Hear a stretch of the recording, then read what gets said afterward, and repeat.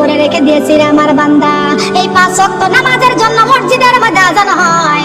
বান্দারে তোরে ফজরে ডাকলাম পাইলাম না, জোহরে ডাকলাম পাইলাম না, আসরে ডাকলাম পাইলাম না, মাগরিবে ডাক দিলাম পাইলাম না, এশায় ডাক দিলাম পাইলাম না।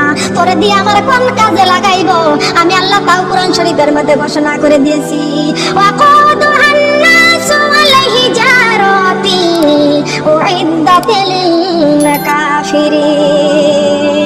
বান্দারে 5 ওয়াক্ত নামাজে 5 বার করে ডাক দিলাম, তোমরা 5 বারের ডাকে সাড়া দিলে না, তোমরা কাফের হয়ে গেছো। কি হয়ে গেছি? বলেন কি হয়ে গেছি? আজকে মুসলমান বলে দাবি করি, আজকে নামাজের ধার ধারি না। মুসলমান বলে দাবি করি, আজকে কোরআনের ধার ধারি না। কথা বলেন ঠিক না বেটি? ওইটা আমি নকল করেছি, এই কথা তুমি মুসলমানের সন্তান বলতে পারবে না। রাত শেষ হয়ে যাবে, যখন ফজর শুরু হয়ে যাবে, মসজিদে যখন আজান দিবে, তখন এইটা বলেছি, আমারে ঘুম ভাঙায়া দিছে রে ফজরের আজানে, আমারে ঘুম ভাঙায়া দিছে রে, আমারে ঘুম ভাঙায়া দিছে রে ফজরের আজানে। আমি নামাজ পড়ে কোরআন পড়ে যাইব কবরে, আমি নামাজ পড়ে কোরআন পড়ে, আমি নামাজ পড়ে কোরআন পড়ে যাইব কবরে। আমারে ঘুম ভাঙায়া দিছে রে ফজরের আজানে, আমারে ঘুম ভাঙায়া দিছে রে। সুবহানাল্লাহ বলেন। এটা ঠিক বলেছি না ভুল বলেছি? ঠিক না ভুল? আমার ঘুম ভাঙায়া দিছে রে মরার কোকিল, কোকিল মরিয়ে গেছে, ওর জীবন নেই, রাস্তাঘাটে ফেলে দিয়ে শিয়াল কুত্তায় খাবেনি, আবার ও বলে ঘুম ভাঙায়া দিছে। বেদিন শয়তানের জায়গা বেশি। কথা বলেন ঠিক কিনা?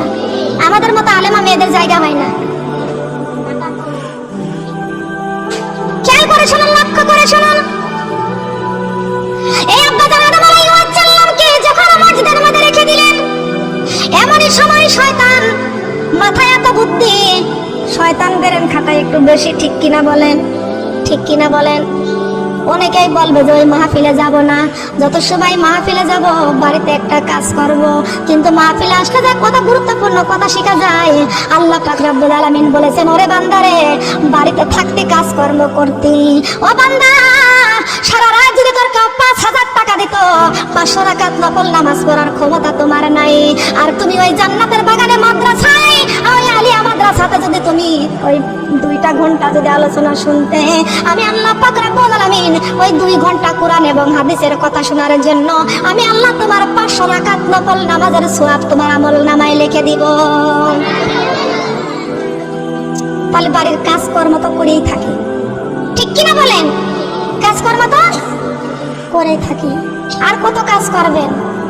শিশুকালে গেল যৌবন গেল, শিশুকালে গেল যৌবন গেল, চুলেতে পাখি ধরেছে, হঠাৎ একদিন শুনবে রে বন্ধু আমার মরণ হয়েছে, হঠাৎ একদিন শুনবে রে বন্ধু আমার মরণ হয়েছে।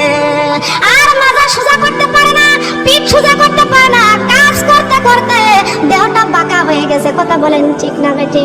এখনো সংসার করো গো মা, এখনো সংসার করো, যুবতী কাল থেকে ইবাদত বন্দেগী করো, আল্লাহর রাস্তায় চলো, বাড়ির একটু কাজকর্ম রেখে দিয়ে আল্লাহর জান্নাতের বাগানে যায় একটু বসো।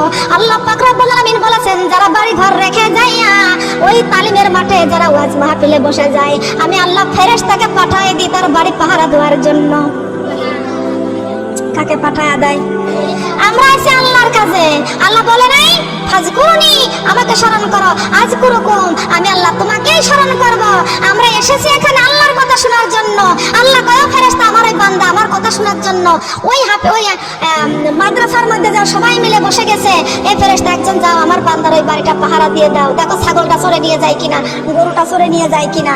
আবার এমনও দেখা যাচ্ছে যে মা বোনা পরীক্ষাও আসতে পারে। কথা বলেন ঠিক কিনা? পরীক্ষা আসতে পারে।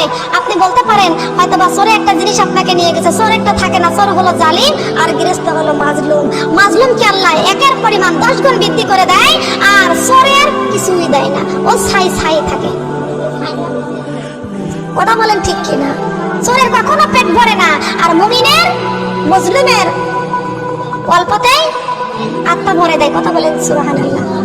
তবে আসুন আমার মা বোনেরা, যে কথায় যাচ্ছিলাম ওই কথায় যায়, আলোচনায় যায়। শয়তানের মাথায় বুদ্ধি বেশি না কম? দাঁড়াই দাঁড়িয়ে আছে, কি করি? সবাই তো মাথা নিচু করে করে ঢুকলো, আমার তো সেজদা একটা হয়েই যাবে। ওই যে দেখতেছি বনি আদম, ওর কাছে মাথা নত কখনো করবো না, ওরে আমি কখনো সম্মান করব না। এবার কি করব? দাঁড়িয়ে থাকে কি করলো? আল্লাহর নাফরমানি করলো। আল্লাহ বলেছেন সম্মান করো, ও সম্মান করলো না। মাথা নিচু করে ঢুকলে সম্মান করা হবে, কিন্তু মাথা দিল না। আমার আল্লাহর উল্টা কাজটা করলো, নাফরমানি করলো। ওইখানে কি করলো? আগে পাও দিল। কি দিল? আগে পাও দিয়া ঢুকলো। পাও দিয়া যখন ঢুকেছে, পাও দেওয়ার সঙ্গে সঙ্গে লানতের দাগ আল্লাহ তার গলার মধ্যে পড়াইয়া দিয়েছেন। দেখতে পাইছে শয়তান লানতের দাগ, আমি লানাতুল্লাহ হয়ে গেছি, লানাতুল্লাহ হয়ে গেছি, আমার লানাতুল্লাহ বানায় দিয়েছে। আর আমার কোনো উপায় নাই, আর কোনো উপায় নাই। কি করব? এমন কান্না কানলো, এমন চিৎকার দিয়ে কানলো। কান্দার পরে আমার আল্লাহ ডাক দিয়ে কয়, খবরদার, তোর কান্না শুনবো না, তোর কান্নার কোনো শেষ নাই, তুই সারা জীবন কাঁদতেই থাকবি। কথা বলেন ঠিক কিনা? শয়তান বলেছে আল্লাহ ওই আদমের কারণে আমার লানতের দাগ গলার মধ্যে পড়ায় দিয়েছেন, আমার লানাতুল্লাহ বানায় দিয়েছেন। মাবুদ রে, আমার কি মাপ নাই? বলে কোনো মাপ নাই, কোনো মাপ নাই। আমি মাটির আদমকে সেজদা করতে বলেছি, সম্মান করতে বলেছি, তুই সম্মান করিস নাই। আমি তোরে কখনো ক্ষমা করব না, তোরে মাফ করব না। শয়তান বলেছে আল্লাহ আমি পরকালের বাহাদুরি চাই না, আমি দুনিয়ার বাহাদুরি চাই, আমাকে একটু ক্ষমতা দাও। আল্লাহ বলেছে শয়তান রে, ক্ষমতা পাইয়া তুই কি করবি? শয়তান বলেছে আল্লাহ যদি একটু ক্ষমতা দাও, আদমের 14 গোষ্ঠী লন্ড ভন্ড করে দেব। ঠিক কিনা? কথা বলেন ঠিক কিনা? যদি একটু ক্ষমতা দাও, আদমের 14 গোষ্ঠীকে লন্ডভন্ড করে দিব। আল্লাহ বলেছেন আমার আদমের 14 গোষ্ঠীকে লন্ডভন্ড করতে পারবি না। এমন একটা কিতাব আমি আল্লাহ পাক রব্বুল আলামিন নাজিল করেছি, যালিকাল কিতাবু লা রাইবা ফীহি হুদাল লিল মুত্তাকিন। আল্লাহু আকবার। মুত্তাকিনদের জন্য নির্ভেজাল কিতাব আমি আল্লাহ পাক রব্বুল আলামিন আমি নাজিল করে দিয়েছি, বলেন সুবহানাল্লাহ। কিন্তু আমার মুসলমান মা-বোনেরা, এই নির্ভেজাল কোরআন দিয়েছেন আমার আল্লাহ। আমরা কোরআন পড়ছি, আল্লাহর কাছে বলেছি আল্লাহ কোরআন পড়েছি, কোরআনের রাস্তায় চলেছি, কোরআন দিয়ে জীবন যাপন করেছি, তার বিনিময়ে আমাদের জন্য কি দিয়েছেন? আল্লাহ কয় বান্দা চিন্তা করিস না, আমি আল্লাহ যা বলি, আমি আল্লাহ কখনো মিথ্যা বলি না। আল্লাহর কথার মধ্যে কোনো ভুল নাই, আল্লাহর কথার মধ্যে কোনো ভেজাল নাই, আল্লাহ পাকের কথার মধ্যে কোনো সন্দেহ নাই। আমার আল্লাহ ডাইরেক্ট বলে দিয়েছেন না, ফাদখুলি ফি ইবাদি ওয়াদখুলি জান্নাতি। আল্লাহু আকবার। ফাদখুলি ফি ইবাদি ওয়াদখুলি জান্নাতি। তোমরা আমার ইবাদত করবা আর আমি আল্লাহ তোমাদের জন্য জান্নাত রেখে দিয়েছি, বলেন সুবহানাল্লাহ। হে আমার বান্দারে, যদি কোরআন দিয়া জীবন যাপন করতে পারো, যদি কোরআন দিয়া জীবন যাপন করতে পারো, আমি আল্লাহ পাক রব্বুল আলামিন তোমাদের জন্য, আমি আল্লাহ পাক রব্বুল আলামিন জান্নাতের 8টি দরজা খুলে রেখে দিয়েছি। কয়টি দরজা?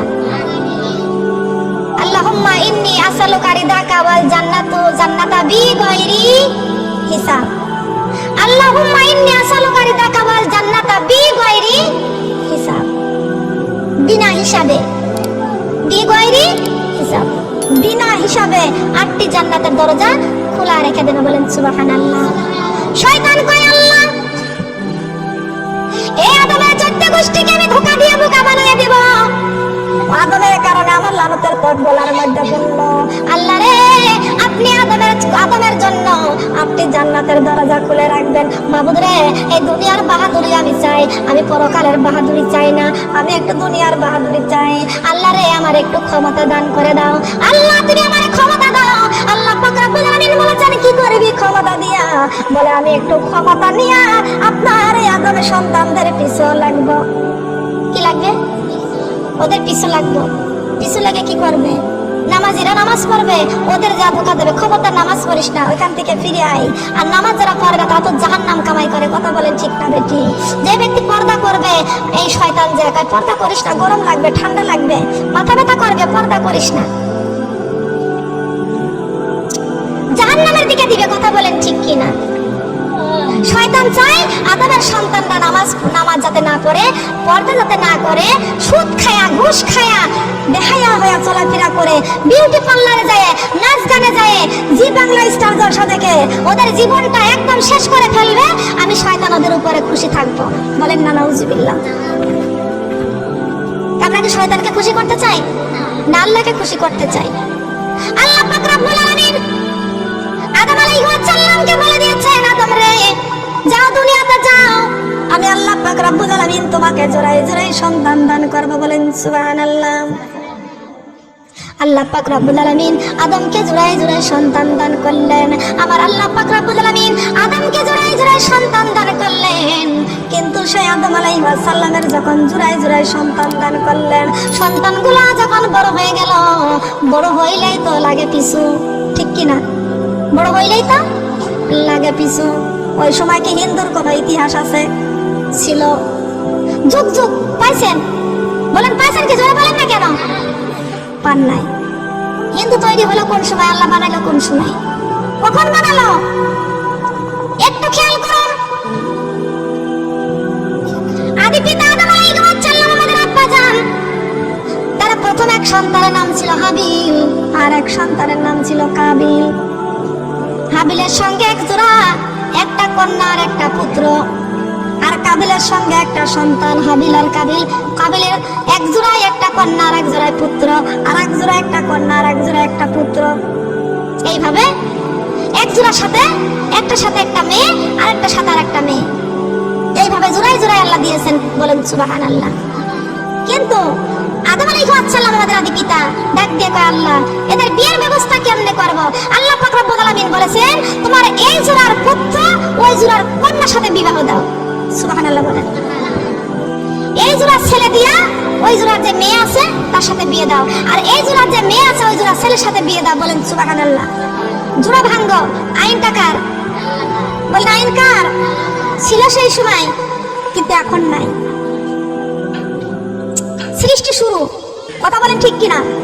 সৃষ্টির মানুষ হতে শুরু।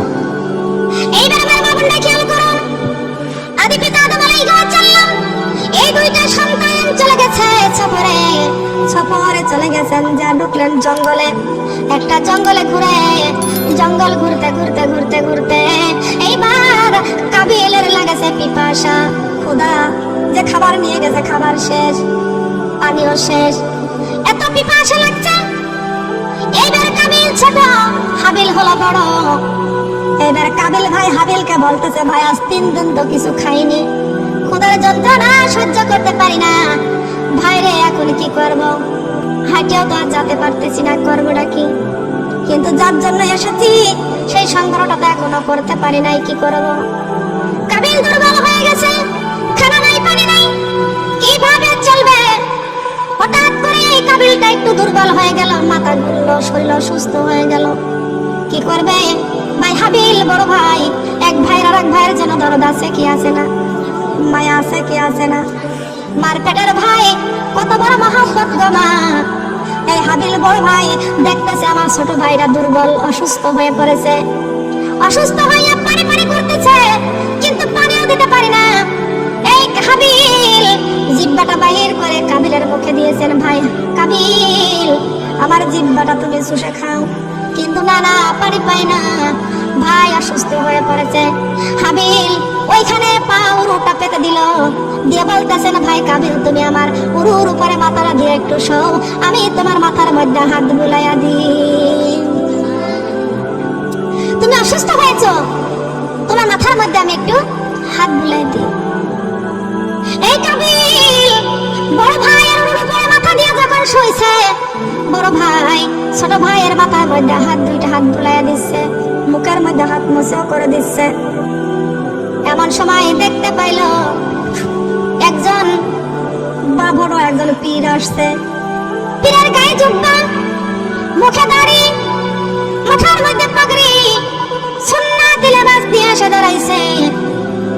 বলতেছেন হাবিল রে কি হয়েছে তোমার ভাইয়ের, বলে একটু অসুস্থ হয়েছে। বলে হাবিল রে আমি তোমাকে একটা কথা বলার জন্য এসেছি, তোমার জন্য আমার মনটা কান্দে, আমার দিলটা কান্দে, তোমার প্রতি যেন আমার কেন এত মহব্বত লাগে। হাবিল তোমাকে আমি অনেকবার দেখেছি, তোমার বাপ আদমকেও আমি দেখেছি, কিন্তু হাবিল রে আমি তোমাকে একটা পরামর্শ দিতে আসছি। বলে কি পরামর্শ? এক হাবিল তোমার বাপ আদম ওই কাবিলকে বেশি ভালোবাসে, তোমাকে বেশি ভালোবাসে না। কাবিলকে বেশি ভালোবাসে, হাবিলকে তোমাকে বেশি ভালোবাসে না। তোমার জোড়াই যেই কন্যাটা হয়েছিল, তোমার বাপ তোমাকে যদি ভালোবাসতো তাহলে ওই মেয়েটাকে তোমার সঙ্গে বিয়ে দিত। তার কারণ তোমার জোড়াই যেই কন্যাটা হয়েছে তার নাম হলো আকলিমা। নাম কি? আকলিমা। আকলিমার এত সুন্দর চেহারা, আর গাছ বিবির তো চেহারা তো সুন্দর না। তবে তো আকলিমাকে তোমার সঙ্গে বিয়ে না দিয়ে কেন কাবিলের সঙ্গে বিয়ে দিয়েছে?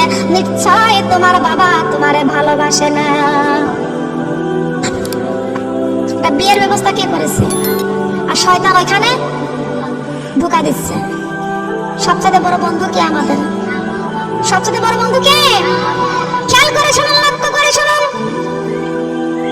এইবারে বলেছে হাবিল রে তোমার এই বাবা আদম ওই সন্তান তোমাকে ওকে কাবিলকে ভালোবাসে, তোমার হাবিলকে ভালোবাসে না। 1000 টাকা শীতে নে কান ভাঙানি পতে নে। এটা ভালো বৌমা যদি কারোর বাড়ি আসে দেখবেন পাশের বাড়ির খালা ওকে উস্কানি খুশকানি দিয়ে নষ্ট করে দেয়। কথা বলেন ঠিক না বেটি? এও একটা শয়তান। কথা বলেন ঠিক কিনা? এও একটা শয়তান। এটা ভালো বৌমা যদি কারোর বাড়িতে যদি আসে, পাড়া প্রতিবেশী তোমার শাশুড়ি তোমাকে বেশি ভালোবাসে না, ওই বৌমাটাকে বেশি ভালোবাসে।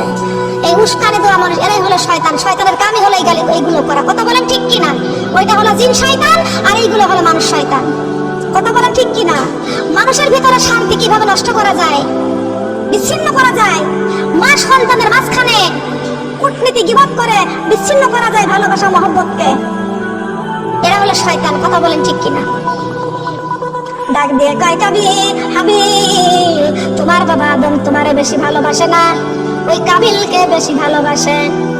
এখন আমি কি করব? ভালোবাসাতে কি করব? ঠিক আছে, বলে তুমি একটা কাজ করো। কি কাজটা করতে হবে? এই কাবিলকে তোমার কাছ থেকে বাদ দিয়ে দাও। যদি বাদ দিয়ে দিতে পারো তাহলে তোমার বাপ তোমাকে বেশি ভালোবাসবে। কেমনে বাদ দিব? কি করে বাদ দিব? কেমনে বাদ দেওয়া যায়? হায় রে মানুষ শুরু, তখন তো কেউ মরে নাই, তখন কেউ মরে নাই। আর হাবিল মানুষ কেমনে মারা যায়, মানুষকে কেমনে মারতে হয় সেই সময় তো অত জানাও বলেন ছিল কি? এমন জানা ছিল না কেমনে মানুষ মারা যায়। মারা যাওয়ার পরে ওই মানুষটা আর কোনোদিন ফিরে আসে না। আল্লাহর কোরআন নাজিল করেছেন তো বিশ্বনবীর উপরে। কথা বলেন ঠিক না বেঠিক? তখন তো কোরআন নাজিল হয় নাই, মানুষ জানবে কেমনে? কিভাবে জানবে?